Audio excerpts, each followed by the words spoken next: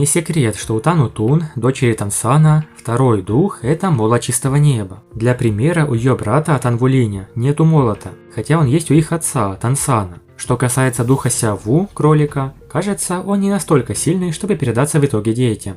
Итак, Танутун обладает невероятно могущественным духом, который до сих пор является легендарным – молотом чистого неба. Да, в аниме пока что она держит его в секрете, и в сражениях использует лишь первый дух – яркую богиню-бабочку. Но это не отменяет того факта, что молот небес превосходит практически все духи-инструменты. Только представьте реакцию всех, когда Танутун активирует молот чистого неба с превосходными кольцами. Ввиду ее духа, Танутун, конечно же, является членом клана чистого неба. К сожалению, Танутун довольно редко использовала молот чистого неба, а чаще всего в битвах и сражениях отдавала предпочтение первому духу, сияющей богине бабочки. Как в первой части, Тансан начал прокачивать сине-серебряного императора, и мы очень мало видели молот, также и здесь нечто похожее. Кажется, молот чистого неба для Танутун это своего рода запасной вариант, на случай чрезвычайной опасности или даже беды, потому что, как всегда, истинная сила молота чистого неба решает все. Известно, что на молоте Танутун также будет 9 колец, большинство из которых неизвестны.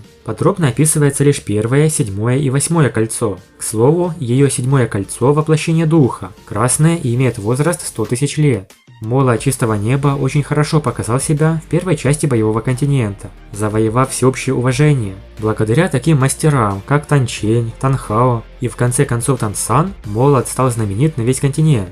Дочь Тансана также унаследовала молот небес и продолжила династию владельцев этого духа. Но почему она так мало им пользовалась? Неужели ее дух богини бабочки сильнее? Или же он просто лучше ей подходит?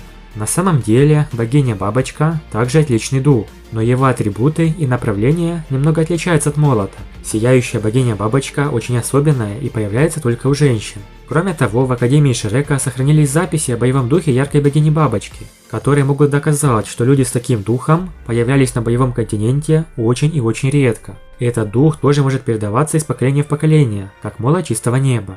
Вероятно, автор хотел больше внимания уделить уникальному духу Танутун, богине бабочки, так как с молотом чистого неба мы уже хорошо знакомы с прошлой части боевого континента. По сути, это основная причина, почему в новелле Танутун пользуется молотом лишь изредка. Если бы у Танутун была только божественная бабочка, это многое меняло бы. Чтобы доказать, что она дочь Тансана, необходимо добавить молот чистого неба или сине-серебряного императора, что является всего лишь доказательством ее родства. По сути, ее второй и третий дух можно считать как дополнение, но они не главные. И молот чистого неба, и духовное сознание Тансана предназначены для ее защиты и помощи в критической ситуации.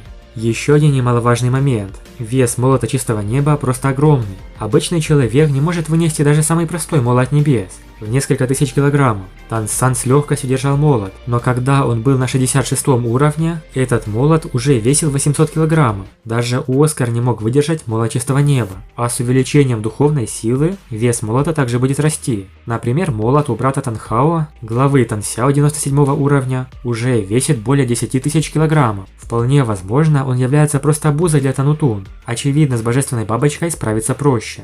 Это лишь несколько возможных причин. А что вы думаете? Почему Танутун довольно редко являла миру свой второй дух, молот небес? Напишите в комментариях. Что бы ни придумал автор, нам, фанатам боевого континента, очень хотелось бы чаще видеть этот легендарный дух. Вполне возможно, в аниме больше уделят внимание молоту чистого неба Танутун, нежели это есть в оригинальной книге. Но молот Танутун используется еще для одной важной цели. Он также может формировать навык слияния боевых душ. Это уже довольно интересное применение. Кажется, ранее мы не часто видели слияние духа молота чистого неба. Наверное, этот навык будет очень силен. Что ж, ждем, чтобы увидеть эти невероятные моменты в аниме. Большое спасибо за просмотр. Напишите в комментариях, хотите ли вы увидеть второй дух Танутун, молот небес. Подписывайтесь на канал и всем пока.